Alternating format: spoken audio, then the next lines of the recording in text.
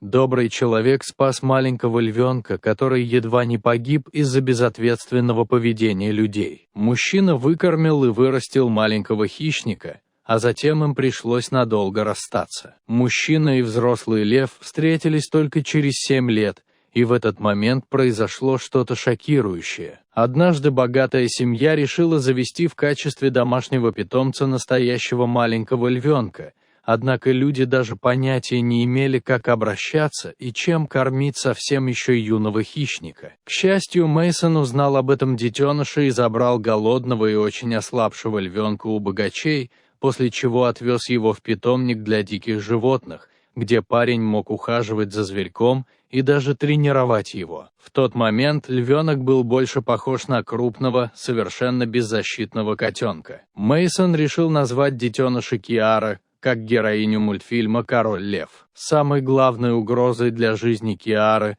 в тот момент была проблема с костями. Из-за малоподвижного образа жизни и недостатка физической активности у предыдущих владельцев львенок практически не мог стоять на своих лапах и сразу падал, как только пытался сделать это. Видя страдания бедняжки, Мейсон взял на себя инициативу вылечить Киару. Он получил все необходимые разрешения и документы для того, чтобы обеспечить ей персональный уход и реабилитацию. Парень стал для львенка практически приемным отцом и с нежностью заботился о маленьком зверьке, который при встрече всегда с радостью обнимал своего наставника. Мейсон кормил питомца, играл с ним и следил за состоянием его здоровья. Мужчина постепенно увеличивал физические нагрузки для животного, чтобы оно смогло не только стоять, но и радостно бегать на своих лапах. Благодаря заботе и уходу Мейсона, Киара восстановила свои силы и здоровье, и ей наконец удалось победить свою страшную болезнь. Шло время,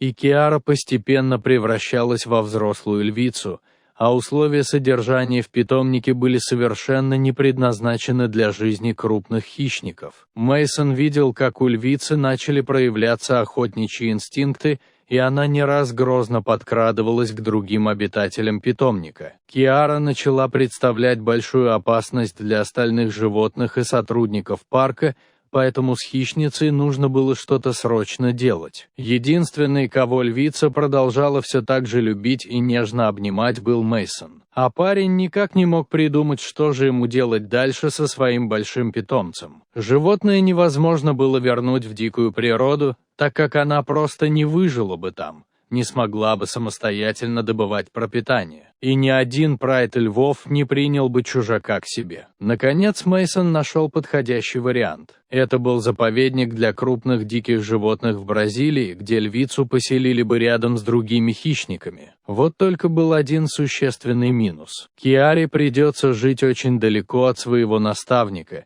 Из-за этого он не сможет навещать своего необычного питомца, и вскоре связь между ними окончательно оборвется. Однако у Мейсона просто не было другого выбора. Вскоре Киара оказалась в своем новом доме. Сначала животное было очень грустным и опустошенным, но постепенно она обрела там новую семью и вновь стала энергичной и красивой львицей. Казалось, хищница навсегда забыла о своем приемном отце. При этом у Мейсона в сердце остались только теплые воспоминания о Киаре, которую он растил с раннего детства. Парень очень хотел навестить свою подопечную, но ему мешали многие обстоятельства. Первые месяцы нельзя было встречаться с Киарой, так как это лишь ухудшило бы ее и без того печальное состояние. Помимо этого, Мейсону нужно было ухаживать за другими дикими животными и работать, чтобы финансово обеспечивать себя и свою семью. Тем не менее, он никогда не оставлял надежду вновь встретить своего большого друга. Через 7 долгих лет у Мейсона наконец появились деньги и время, чтобы отправиться в Бразилию. Парень беспокоился только об одном: узнает ли его Киара через такой большой промежуток времени, и позволит ли хотя бы приблизиться к себе. Мейсон добрался до ограждения и направился к львице, сильно переживая о том, что произойдет в ближайшие минуты. Сотрудники заповедника позволили опытному ветеринару зайти в вольер к хищнице, при этом предупредив, что он делает это под свою ответственность. Это было очень опасно, ведь если большая хищница не вспомнит своего бывшего наставника, то их встреча после долгой разлуки могла закончиться очень печально. Киара давно уже находилась рядом с другими львами, и все это время жила по их законам. Наконец Мейсон открыл ворота вольера и вошел внутрь, а Киара в этот момент казалась очень нетерпеливой и ходила по своей территории. Когда парень позвал животное по имени, она ожесточенно начала царапать дверцу вольера. Затем огромная львица бросилась на человека и с легкостью повалила его на землю. Окружающие застыли от ужаса, не понимая того, что Киара просто была очень рада видеть своего спасителя и не могла сдержать эмоции от нахлынувших на нее чувств. Львица, как раньше, с нежностью обняла человека. В этот момент грозный хищник вновь превратился в маленького пушистого котенка,